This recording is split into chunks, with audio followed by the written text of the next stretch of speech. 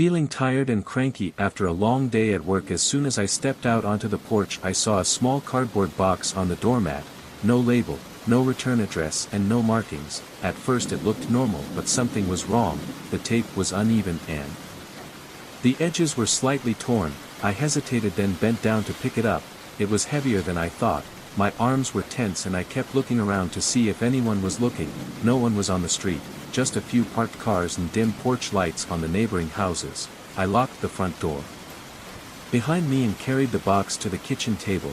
I dropped the keys on the counter and turned on the overhead light. The box was in the middle of the table. It looked out of place. My house was usually quiet when I got home, no pets, no roommates, just the hum of the refrigerator that night. It felt different. Though it felt like something was about to happen, I could feel my pulse in my ears. I telling myself to calm down and get it over with. I grabbed a pair of scissors and carefully cut the tape along the top. Inside I found a layer of crumpled newspaper. Underneath there was an object wrapped in bubble wrap. It was about the size of my fist, maybe a little bigger. When I pulled the bubble wrap off I saw a shape I couldn't easily describe. It was made of a dark material, almost like a rock. It had uneven edges, small ridges and a hole on one side. It had no obvious function. It didn't look like any tool or piece of art I had ever seen before. I felt a pang in my stomach as if I had just realized something important but couldn't name it. My hand started to shake a little. I checked the box to see if there was a note or card. I thought maybe someone had mistakenly sent me a strange gift. I put the object down on the table and ran my hand over its surface. The material felt cold and a little rough. I tapped it on the table and it made a rattling sound, almost like a rock. I stood there for a while and stared at it. I felt nervous, but I was also curious. I decided to leave it on the table overnight because I wanted to check if there was an address label hidden somewhere in the packaging, but the box was completely empty. No shipping label, no barcode, nothing. I looked at the clock and realized it was almost 8 p.m.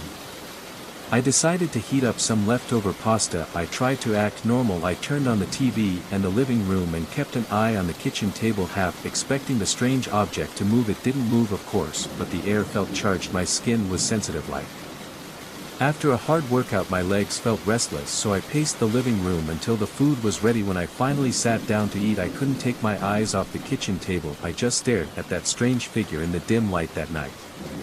I went to bed. I left the object on the table because I didn't want it in my bedroom. I closed the kitchen door, but I couldn't shake the feeling that something was wrong. I usually sleep well, but that night I turned over the covers. Felt too hot, but the air was too cold. My mind kept drifting to the shape of the object. I wondered who would send me something like that without a note. I checked my phone for missed calls or messages, but there was nothing that explained it. I fell asleep, went to bed around midnight, but it was a restless sleep. Around 2 a.m.